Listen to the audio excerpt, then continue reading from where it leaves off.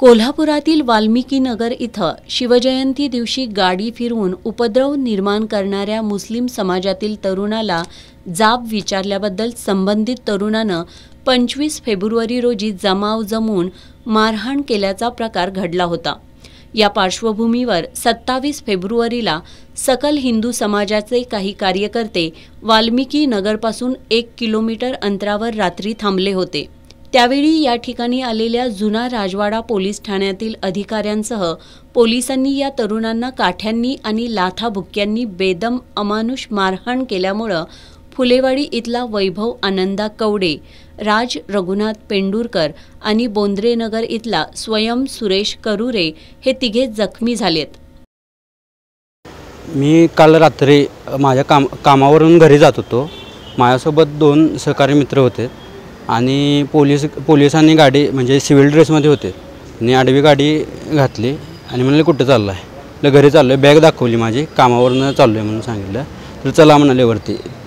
DY Patil कॉलेजच्या कोपऱ्यावर घेतलं आम्हाला आणि PI साहेबांनी काट्या मारल्या आम्हाला, पाठीवर ह्याच्यावर पायावर त्यानं मारलं।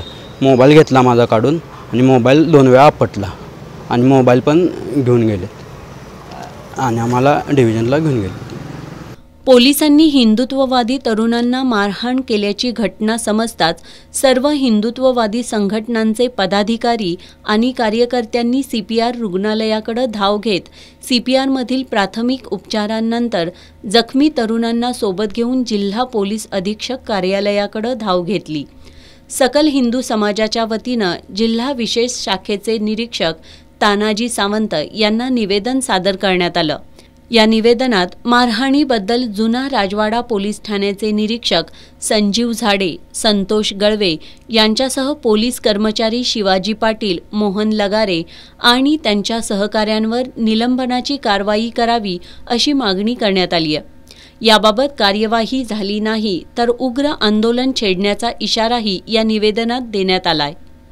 यावेळी शिवानंद स्वामी, दीपक देसाई, उदय भोसले, गजानन तोडकर, अक्षय ओतारी, आशिष लोखंडे, संजय गवळी, शहाजी पाटील, हिंदूराव शेळके, आनंदा कवडे, साई पाटील यांच्यासह सकल हिंदू समाजाचे पदाधिकारी आणि कार्यकर्ते मोठ्या संख्येनं उपस्थित होते।